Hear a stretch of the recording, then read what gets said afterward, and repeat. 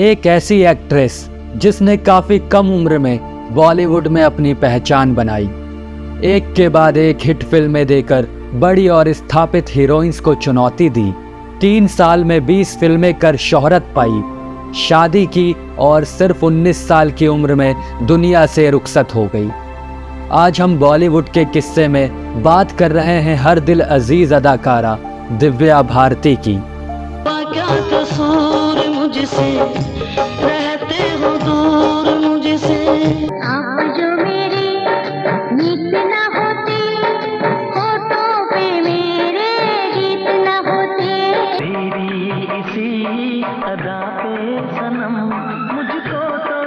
1990 के दशक में बॉलीवुड में अपनी एक्टिंग और मासूम चेहरे के दम पर दिव्या भारती ने दर्शकों को दीवाना बना दिया था। कम उम्र थी इसलिए उन्हें बॉलीवुड की गुड़िया भी कहा गया। जाने जाना दीवाना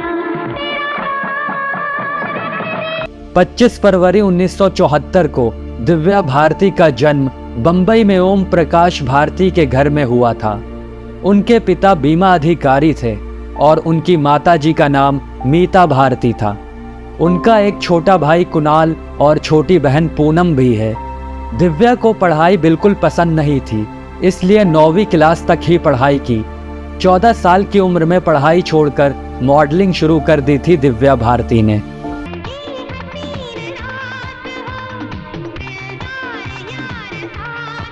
और हाथों में तेरे सनम हाथ मेरा हो, इसमें दिल का क्या कसूर। बताया जाता है कि दिव्या भारती के कैरियर की शुरुआत होने से पहले ही उनको कई झटके लगे।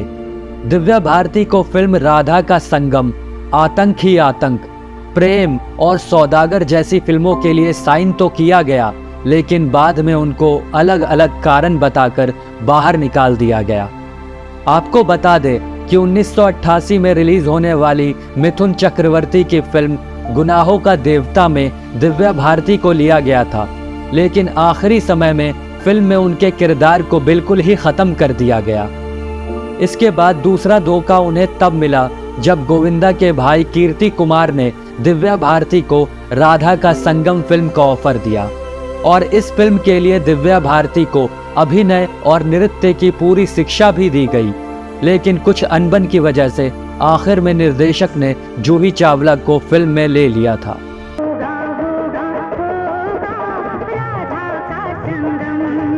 फिल्मों से बाहर निकाले जाने के बाद भी दिव्या भारती ने हिम्मत नहीं हारी और वो मेहनत करती रही और फिर 1990 में रिलीज हुई उनकी पहली तेलुगु फिल्म बॉबिली राजा। फिल्म बॉबिली राजा सुपरहिट रही और इसने दिव्या को साउथ फिल्म इंडस्ट्री में सुपरस्टार बना दिया। तब राजीव राय ने अपनी फिल्म विश्वात्मा में दिव्या को सनी देओल के अपोजिट कास्ट किया। इस फिल्म का गाना आज भी लोकप्रिय है।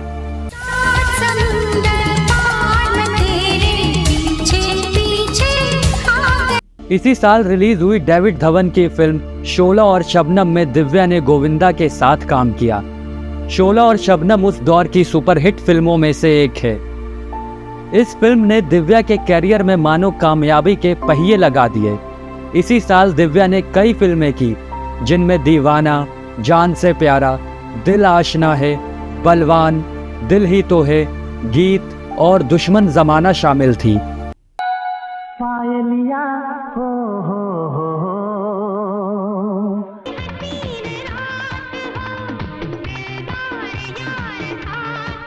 तेरी उम्मीद तेरा की तुम कोशिश करना, वादा कभी न करना। दिल हो के जुदा तुझसे रह पाता नहीं है। फिल्म शोला और शबनम की शूटिंग के दौरान गोविंदा ने दिव्या को साजिद नाडियाडवाला से मिलवाया था। फिर देखते ही देखते साजिद रोजाना सेट पर आने लगे और जिसके बाद दोनों एक दूसरे के करीब आ गए। तुम्हें देखे मेरी आँखें, इसमें क्या मेरी खता। साजिद के साथ रिलेशनशिप में आने के बाद दिव्या अपना नाम दूसरे को स्टार से लिंक किए जाने के बाद बेहद परेशान हो जाती थी। इन सभी अफवाहों का मुंहतोड़ जवाब देने के लिए वह शादी करना चाहती थी, पर साजिद को डर था कि शादी से दिव्या के कैरियर पर बुरा असर पड़ेगा, पर दिव्या को वो समझा नहीं पाए और उनकी जिद के आगे झुक गए और दिव्या के 18 साल के होते ही दोनों ने चुपके से शादी कर ली। आ गया दिल में तो दिल से ना जाऊंगा।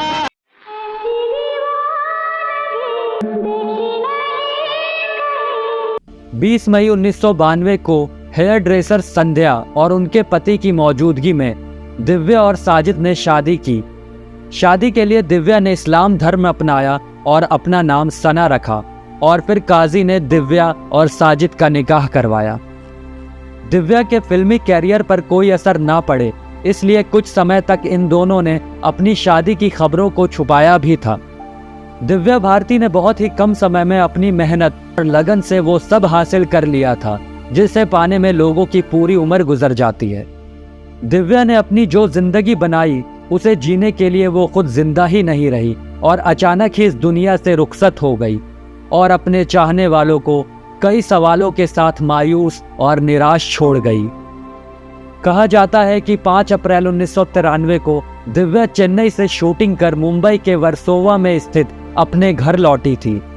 उन्हें हैदराबाद जाना था, पर पैर में चोट की वजह से शूटिंग टाल दी गई थी। फैशन डिजाइनर नीता लुल्ला अपने पति श्याम लुल्ला के साथ दिव्या के घर पहुंची थी, जहां वो दिव्या की अगली फिल्म के ड्रेसेस उन्हें सिलेक्ट करवाने आई थी। तीनों लिविंग रूम में बैठकर बातें कर रहे थे और बताया जाता है कि इस दौरान वह ड्रिंक भी कर रहे थे। उस समय वहां पर इन तीनों के अलावा दिव्या की नौकरानी अमृता भी मौजूद थी। उसी वक्त दिव्या भारती कमरे की खिड़की की तरफ गई और वहीं से बातें करने लगी। दिव्या के लिविंग रूम में कोई बालकनी नहीं थी, लेकिन इकलौती ऐसी खिड़की थी जिसमें कोई ग्रिल नहीं लगी थी। यह खिड़की पूरी तरह से खुली हुई थी। इसके नीचे पार्किंग की जगह थी जहां अक्सर कई गाड़ियां खड़ी होती थी। हालांकि उस दिन वहां कोई गाड़ी खड़ी नहीं थी। बताया जाता है कि खिड़की के ऊपर बैठने के लिए जब वो बढ़ी तभी अचानक उनका पैर फिसल गया और दिव्या सीधा नीचे जमीन पर जाकर गिरी। 5वें माले से गिरने के कारण दिव्या पूरी तरह खून से लथपथ हो गई थी। उन्हें तुरंत ही कूपर अस्पताल ले जाया गया, लेकिन खून ज्यादा बह जाने की वजह से काफी देर हो गई थी और वहीं अस्पताल के इमरजेंसी वार्ड में दिव्या ने अपनी आखिरी सांसें ली। दिव्या भारती की मौत की खबर ने इंडस्ट्री से लेकर उनके प्रशंसक तक सबको हिलाकर रख दिया था। दिव्या की अचानक मौत के पीछे कई तरह की चर्चाएं हुई। कुछ लोगों ने इसे आत्महत्या तो किसी ने इसे हत्या करार दिया। फिलहाल कई सालों तक जांच करने के बाद भी जब पुलिस किसी नतीजे पर नहीं पहुंच पाई तो 1998 में केस को बंद कर दिया गया। हालांकि आज तक नहीं पता चला कि आखिर उनकी मौत हत्या थी, आत्महत्या या महज एक दुर्घटना। नहीं तो मैं मर जाऊंगी माँ जी, मैं मर जाऊंगी, बस कर। दिव्या की मौत के बाद उनकी फिल्म रंग रिलीज हुई और उसके गानों ने बॉक्स ऑफिस पर धमाल मचा दिया। देखे मेरी आँखें, इसमें क्या जाए मसूरी ना जाए देहरादून, एरोप्लेन के चीर के देख तेरा ही नाम होगा। उनकी कई अधूरी फिल्मों को बाद में किसी और एक्ट्रेसेस को लेकर पूरा किया गया। कहा जाता है कि फिल्म लाडला की आधे से ज्यादा शूटिंग दिव्या भारती कंप्लीट कर चुकी थी, पर उनकी मौत के बाद उनके किरदार को श्रीदेवी ने निभाया। यह मूवी भी हिट साबित हुई और इससे जुड़ा एक किस्सा भी। कहा जाता है कि फिल्म लाडला के एक सीन को शूट करते वक्त दिव्या एक खास जगह अटक रही थी।